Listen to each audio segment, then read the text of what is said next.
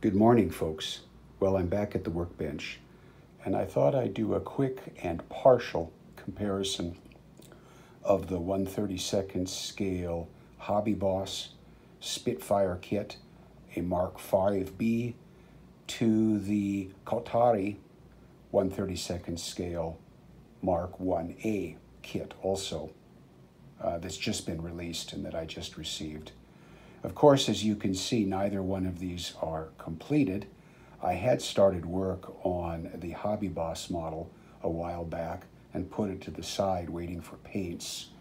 The reason for that was quite a while ago. I bought this lovely little figure, resin figure of a somewhat famous and certainly beautiful aviator, Maureen Dunlop, who flew for the ATA during World War II and ferried all sorts of planes from factory to airfields for the RAF. Just an amazing story. I put up a video about her somewhere in the past or sometime in the past.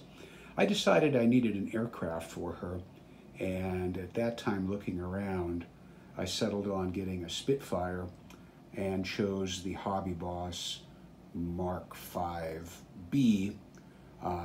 Basically, as I understand it, the airframes of both the Mark 5 and the Mark 1 models are virtually identical. They had different power plants. This was an upgraded Merlin, basically the second release, with about 300, 400 more horsepower than the original Merlin that powered the 1939, 1940 Mark 1. But I digress. Okay, while I was doing that, I had already done the pre-order for the to be released Kotare's first model, the Spitfire Mark 1A.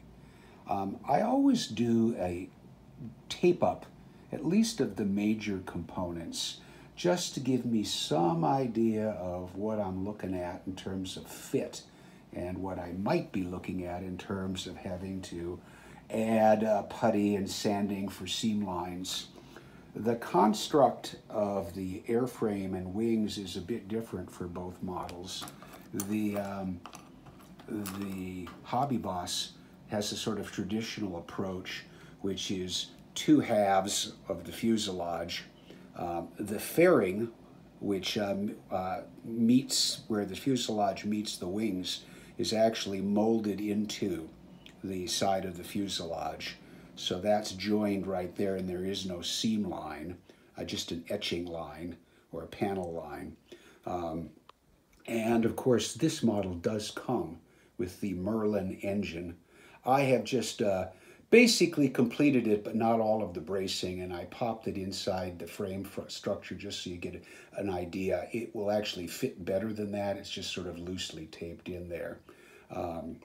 And obviously there are panel lines, or openings, I'm sorry, for the armament, which consisted of 4 Browning 303 machine guns and 2 20mm cannon.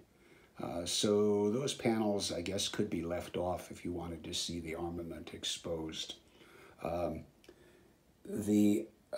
You can see the rivets. I'm not sure if it's going to focus in. Let's see if we get that there. We're quite detailed on the Hobby Boss model. And that's a bit of in contrast to the Kotare model. I understand there's a reason for that. I did a little research, and according to Brit Modeler and some modelers and RAF experts and Spitfire experts who know far better than I do, actually the rivets on the wings of the Spitfires were flush mounted, sanded down. So basically, certainly on the leading edges of the wings, almost invisible. And there are actually faint lines in there, but you don't see exposed rivets here.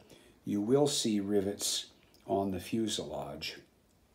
The construct here is quite a bit different. As I mentioned earlier, there is no engine in this kit.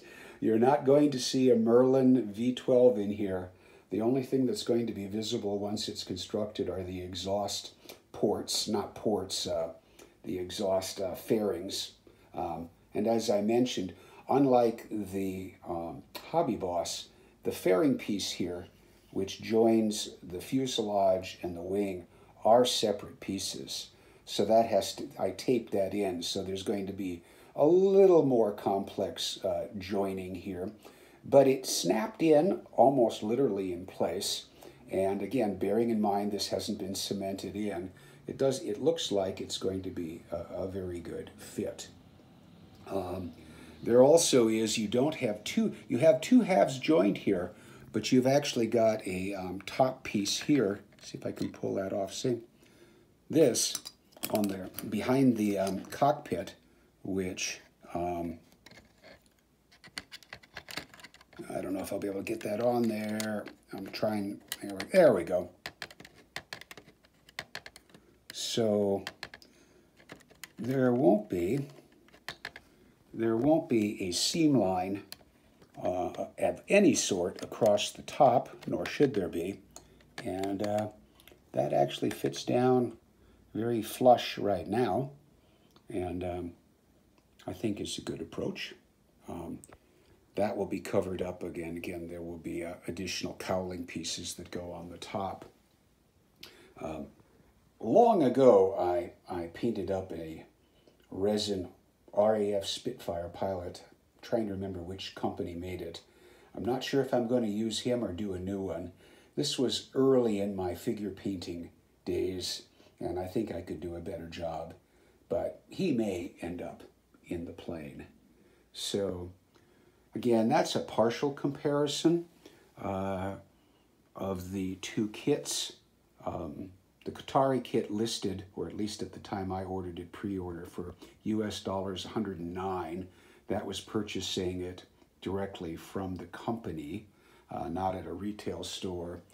I see that Hobby Bosses are listed on the internet, this kit, for somewhere between $50 and $60, maybe a little higher some places. That's not to say you can't find it elsewhere cheaper, but that's sort of a price comparison.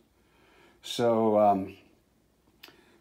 I'm going to be putting this one to the side. I was just curious. I wanted to see how the fit was. I expected it to be pretty darn good. I'm going to be working on this one as I want to get this display done. I believe that there are a number, actually I know there are a number of other companies that built various versions of the Spitfire in 1/32 scale. Hasegawa, Tamiya, Revell. I think there's even a Matchbox kit or two, which may have been reissues from Revell Japan, according to ScaleMates. Don't think I will ever purchase the Hasegawa or the Matchbox, but I will own up to the fact that I've already ordered Tamiya, and that is going to be the 1/32 scale Spitfire Mark 16, a later version with a bubble canopy, much more powerful Merlin engine. And from what I've seen of the instructions and other videos, looks like a superb kit as well. So there you go, enough of the Spits, and now I'll get to some model work. Thank you so much for watching.